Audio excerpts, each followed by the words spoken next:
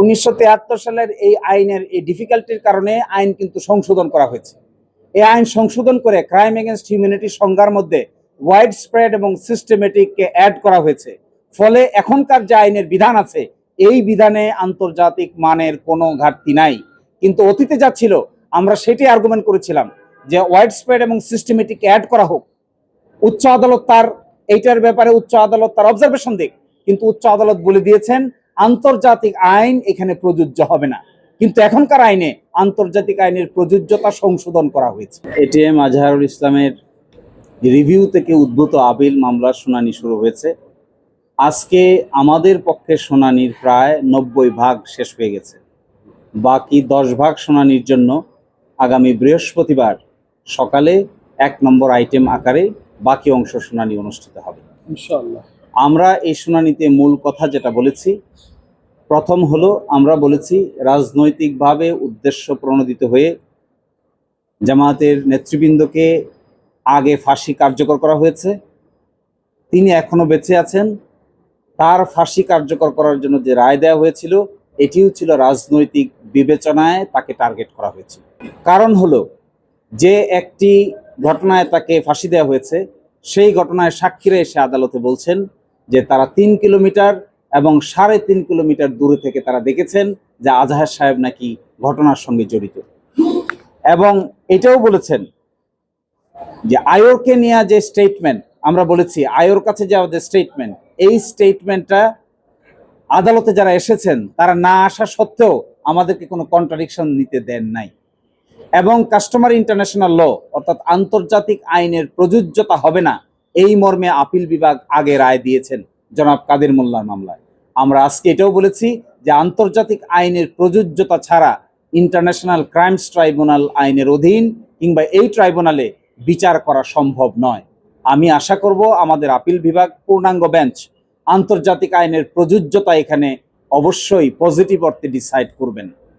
At the same time জনাব আজহারুল ইসলাম সাহেবকে 2 নম্বর 3 নম্বর এবং 4 নম্বর চার্জে যে মৃত্যুদণ্ড দিয়েছেন এই মৃত্যুদণ্ড থেকে তাকে বেকসুর খালাস প্রদান করবেন ইনশাআল্লাহ। এবং এটাও আমি মনে করি যে আগে জনাব কাদের মোল্লাকে শর্ট অর্ডারের মাধ্যমে যেভাবে মৃত্যুদণ্ড কার্যকর করা হয়েছে এই কার্যকর মৃত্যুদণ্ডের প্রসেস এই ভারতীয় উপমহাদেশের 400 বছরের ইতিহাসে এই ধরনের কোনো ঘটনা কোনোদিন ঘটে নাই।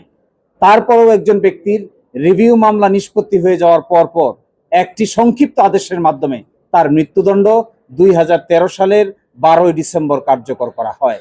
তড়িঘড়ি করে, যেহেতু 14 সালের 5 জানুয়ারি নির্বাচন হওয়ার কথা ছিল, তাই রাজনৈতিক প্রতিপক্ষকে ঘায়েল করার জন্যই তড়িঘড়ি করে শর্ট অর্ডার দিয়ে একটি মৃত্যুদণ্ড কার্যকর করা হয়েছে।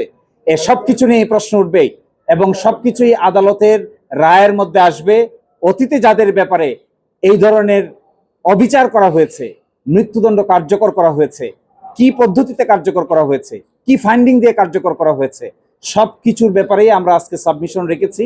আমরা আশা করব আমাদের এই উচ্চ আদালতের পূর্ণাঙ্গ বেঞ্চ তাদের রায়ে এই সব কিছুর একটা রিফ্লেকশন থাকবে এবং বাংলাদেশে অতীতের করা এই বিচার ব্যবস্থার একটি সম্মানজনক সমাধান হবে। এটিএম আজহারুল ইসলাম সাহেব ঝাড়ুয়ার বিলের ঘটনার সঙ্গে জড়িত মর্মে তার কোনো সম্পৃক্ততা নেই এই কথা আদালতে বলেছেন, কিন্তু সেটিকে অতীতের আমাদের আপিল বিভাগ এই নেইটিকে তার সাথে সত্য নয় বলে পড়তে বলেছিলেন আমাদেরকে। আজকে আদালতকে আমরা এটা দেখিয়েছি যে সাক্ষী যখন সুনির্দিষ্টভাবে বলেন যে তিনি ঘটনার সঙ্গে জড়িত নেই, এর মধ্যে অন্য কোনোভাবে পড়ার আর কোনো স্কোপ নাই। আর আরেকটি কথা, এখানে 6 কিলোমিটার দূর থেকে দেখছেন যে ট্রেন থেকে আমরা নামতেছি। আপনাদের কি মনে হয় যদি কোনো যন্ত্র ছাড়া 6 কিলোমিটার দূর থেকে কোনো মানুষ দেখতে পারে কোনো মানুষ ট্রেন থেকে নেমেছে কিনা, কাউকে গুলি করেছে কিনা, কাউকে অ্যাটাক করেছে কিনা? অথচ আগে কোনোদিন চিনে না, জীবনে কোনোদিন দেখা হয় নাই, ওই দিনেই প্রথম 6 কিলোমিটার দূর থেকে আইডেন্টিফাই করে ফেলে। আমরা বলেছি এইগুলো শুধুমাত্র বায়োনিক আই দ্বারাই সম্ভব, বাস্তবে কোনো মানুষের পক্ষে এই ধরনের কাজ করা সম্ভব না। যে স্কাইপ কেলেঙ্কারির সকল ইমেল, সকল অডিও ডকুমেন্ট এবং সকল পত্রিকার রিপোর্ট সবকিছুই আমরা দেশি বিদেশি রিপোর্ট আদালতের সামনে উপস্থাপন করেছিলাম। তখনকার দিনের ট্রাইব্যুনাল আমাদেরকে এই সমস্ত বিষয়ের উপর আর্গুমেন্ট করে বলছেন যে এগুলো আদালতের দেখার বিষয় নয়, অথচ এখনো পর্যন্ত সেই ইমেল কমিউনিকেশন, সেই অডিও স্ক্রিপ্ট এবং সেই আন্তর্জাতিক এই রিপোর্ট ইকোনমিক্স থেকে সব জায়গায় রিপোর্ট হয়েছে, এগুলো সবই আমাদের কাছে রক্ষিত আছে। যদি এমন হয় মাননীয় আপিল বিভাগ এগুলো দেখতে চান, প্রয়োজন সাপেক্ষে আমরা আপিল বিভাগকে এগুলো দেখাবো। আর দ্বিতীয় কথা আমি বলেছিলাম, সুকরঞ্জন বালিকে আদালতের সামনে থেকে একটি সাদা মাইক্রোবাসে করে আইনজীবীদের সামনে থেকে জোর করে ধরে নিয়ে যাওয়া হয়। তাকে পরে ভারতে পাওয়া যায়, ভারত থেকে তাকে সাজা দেওয়া হয়, সেখান থেকে তিনি বাংলাদেশে এখন বাড়িতে বসবাস করছেন।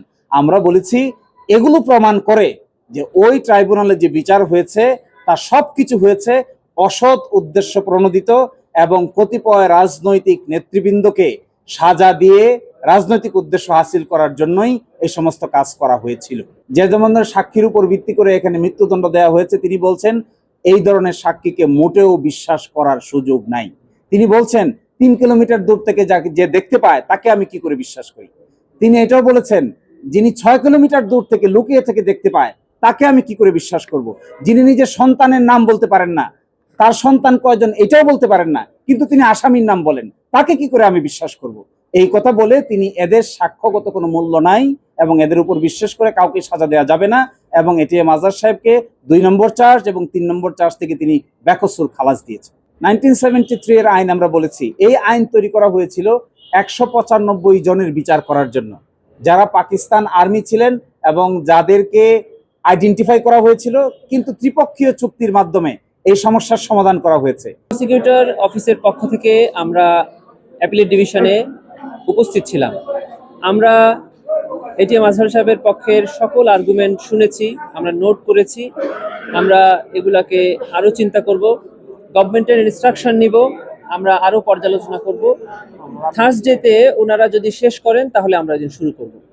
ওনারা বেসিকলি 3টা পয়েন্টের উপরেই আর্গুমেন্ট করেছেন। একটি হলো কাস্টমারি ইন্টারন্যাশনাল ল অ্যাপ্লিকেবল হবে কি না। এ ব্যাপারে আমরা ইতিপূর্বেই বলে দিয়েছি যে কাস্টমারি ইন্টারন্যাশনাল ল অ্যাপ্লিকেবল হওয়ার ব্যাপারে প্রসিকিউশনের কোনো দ্বিমত নেই, কারণ government already international crimes tribunal amendment act 2024 যেটা করেছে তাতে ওয়াইড স্প্রেড অ্যান্ড সিস্টেমেটিক শব্দটা ইনসার্ট করে এবং রোম স্ট্যাটিউটের ডেফিনেশন অফ ক্রাইমসটাকে ইনসার্ট করে ইন্টারন্যাশনাল স্ট্যান্ডার্ড বজায় রেখেছে। অন্য আরেকটি বিষয় ওনারা বলেছেন সেটা হলো ম্যালাফাইডি, যে প্রসিকিউশনটা করা হয়েছিল এটিএম আজহার সাহেবের মামলার ক্ষেত্রে, দ্যাট ওয়াজ ম্যালাফাইডি। সে ব্যাপারে ওনারা যেটা বলেছেন আমরা স্ট্র্যাটেজিক্যালি এবং আরও একটু দেখে শুনে তারপরে আমরা বৃহস্পতিবার ডিসিশন নিব যে আমরা এই ব্যাপারে কি আর্গুমেন্ট থাকবে। আর ফ্যাকচুয়াল আর্গুমেন্টের ব্যাপারে আমাদের বলার কিছু নাই, আমরা ভালো করে দেখব যে আদৌ ওনারা যেটা বলছেন সেটা সঠিক কিনা। এরপরে আমরা বিবেচনা করে বৃহস্পতিবার আমাদের সাবমিশন আমরা রাখবো।